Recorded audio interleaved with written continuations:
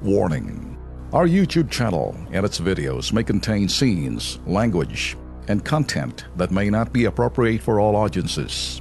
These videos include surveillance footage, undercover pursuit of suspects, actual police and rescue operations, and fearless confrontations.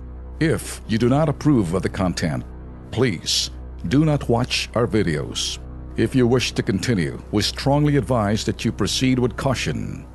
Viewers' discretion is advised. Naaktuhan po ng Kilos Pronto, ito pong aksidente, nasangkot po dito ay yung Bataan Transit. Naku po, yung driver ho dito ay namatay, 20 sugatan. Isa daw itong, marami na pala daw ho itong mga insidente ho ng aksidente. Ang involved ho dito, itong bus company nito. Panoorin po natin. Patay ang driver na si Bernardo Caneva, 50 anyos, matapos araruhin ng kanyang minamanehong Bataan Transit Bus ang sari-sari store at tricycle sa kabaan ng Roman Express Highway sa barangay Palihan, Hermosa, Bataan. Pasado alas 2 sa madaling araw noong 20 ng Pebrero taong kasalukuyan. Sa 20 pasero, 3 rito sugatan at isinugod sa ospital. Meron po 3 dinala sa ospital. Yung pong 17 pasero, okay naman po sila. Yung isa po yung daliri, yung isa dito, tapos yung sabit akong basto.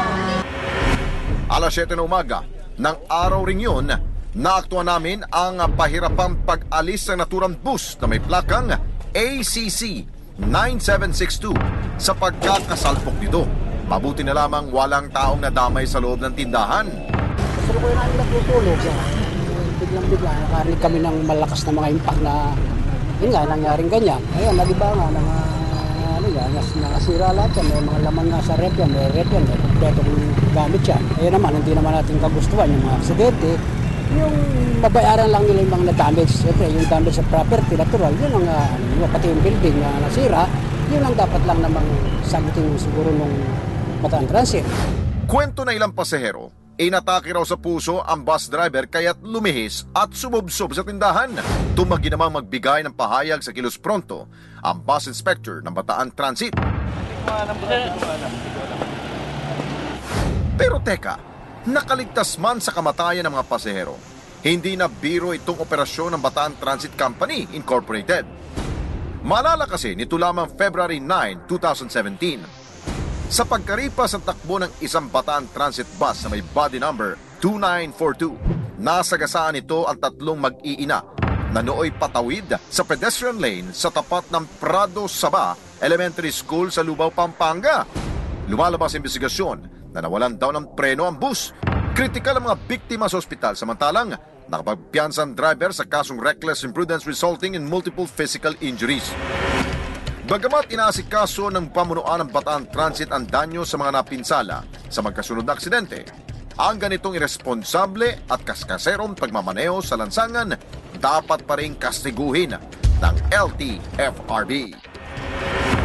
Okay Ben, nakausap po natin ang legal division ho ng LTFRB kanina at sinasabi ho nila, yun daw nangyari pong bus accident noong February 9, 2017, ngayong taon lamang po yan naglabas na ho sila ng order for suspension, preventive suspension ng ilang operasyon po ng kanila po mga bus. Kung involved po yung bus na yon sa aksidente, yung pong ruta na yon, automatic po yung kanila pong prangkisa ay suspended muna.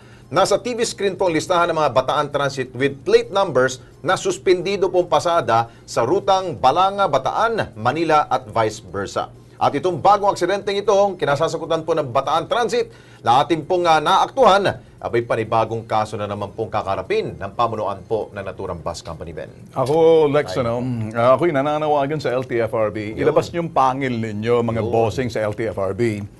Ano bang, parang mukhang alang respeto sa inyo itong putok sa buhong Bataan Bus Transit, bus company. Kasi kung talagang may pangil kayo, meron kayong political will, dapat natatakot sa inyo mga iho di kabronto na hindi na makakasakit. Ngayon, parang disgrasya, sunod-sunod. Sunod-sunod. Para sa akin, ako'y pukaw na mo kayo dyan sa LTFRB. Alam mo, mga Ben, boss. ito dapat tingnan ng LTFRB. Yung mga bus ng Bataan Transit or any bus station, check nyo ho, dalang alam ko ho dyan, yung sa kanila pong registration, nilalagay ho nila na rebuild yung mga bus nila ho. Huh? Ito po yung mga bus na galing pa sa ibang bansa, lumalabas na kunyari bago. Ay, naku. Pero ito po'y luma na ho itong mga model ng mga bus nila. Pero akala ho ninyo bago dahil pinalitan ho nila yung makina. Naku. Pero yung brake lining po niyan, yung gulong ho niyan, noong panahon pa ho ni Mahoma po yan. Kaya yan ang dapat tingnan po ng LTFRB. Sana po, sir. Huwag niyong tingnan yung rebuild ng isang bus dahil po marami ho talagang mamamatay po dyan kapag pinakawalan pa rin po itong mga bus na ito. Ako'y nananawagan sa inyo sa LTFRB, ayaw na ho namin kayo ganitohin sa ere. Oo. Kinakailangan, pinupukaw ho namin kayo. Ay, maglakad-lakad naman yung mga inspektor ninyo bago ninyo sila bigyan ng pangkisa. Lahat ho ng mga bus na yun, in-inspection ninyo bago mabigyan para safety nga kung talagang roadworthy. Lumalabas, hindi. Yun. Mario Joseph.